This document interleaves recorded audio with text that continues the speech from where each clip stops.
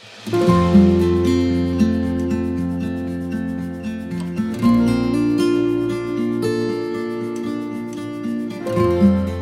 name is Kudzai Mubaiwa and I am a financial education facilitator.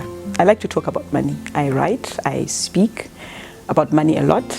Global Money Week is an event that is celebrated across the world in the last week of March.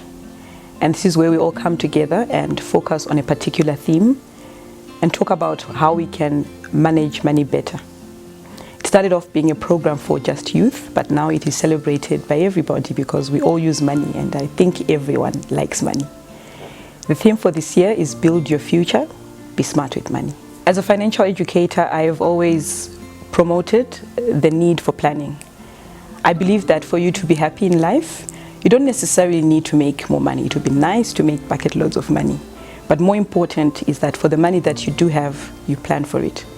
And I do have 4 pillars, 4 pointers that are very good for you that will help you to manage your money better. So point number 1 is lifestyle. And I want to say this is where you either win it or you lose it when it comes to managing money. You have to plan a lifestyle.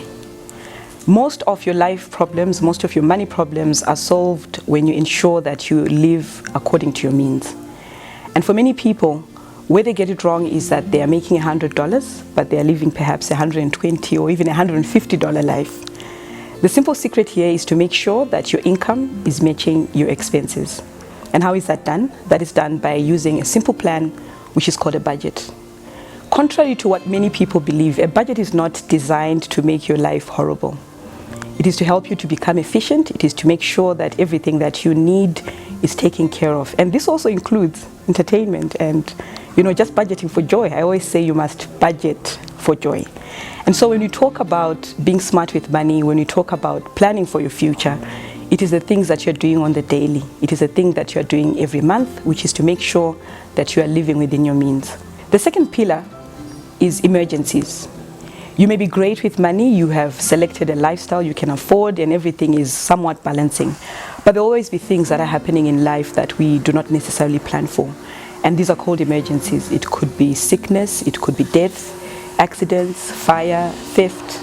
And I think now all of us know that even in a pandemic or a war can come upon us. And so you want to make sure that you've done the best you can to plan for those things that may come up when you are not ready. We call that the salvation of insurance. You want to make sure that you have medical aid in case you get sick. You want to make sure that if you have things you own that are of value, you have insured them. It might not guarantee that there's full cover, but there is some cover and there's some comfort in there.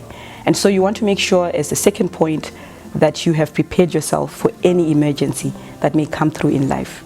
Also build up an emergency fund. This is some money that you set aside to help you along if anything that you've not planned for. Point number 3 is retirement.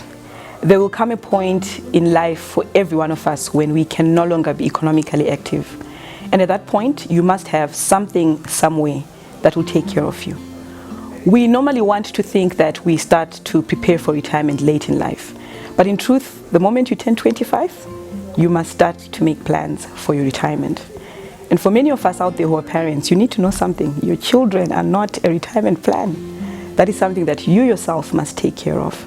And so the sooner you get started, the more time you have to put your money into various types of investments that can ensure that they secure your future. And these include property, stock market, all sorts of alternative investments. And you will also still need what we call fixed income investments so that there's liquidity. On a day-to-day basis, you can't sell a house to buy bread, but a house can actually, protect some value that will help you to have a fallback if something major happens. And so there's got to be a mix of these different types of investments to take care of you in the future. So you take care of it now and your money will take care of you in the future. The last point, which is point number 4, is legacy. A lot of times we focus on ourselves when it comes to money.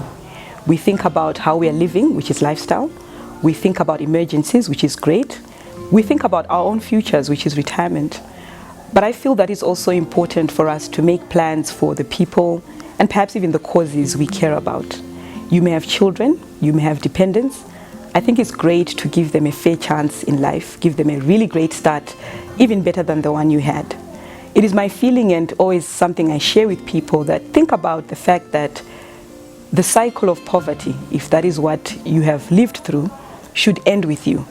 And the cycle of prosperity should begin from you. And so it's necessary to also think about what kind of a legacy you will leave. Leave money, leave property, leave investments, so that the people who are coming after you will have a much, much softer life. So in conclusion, here is our call to action for this year's Global Money Week.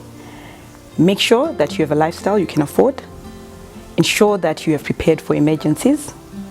Start making plans with respect to your retirement, and also begin to build up a legacy. So check yourself on all of those 4 things. Are you ready?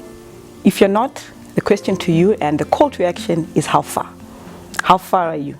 And so build your future and be smart with money, because that's fresh thinking and it's smart banking.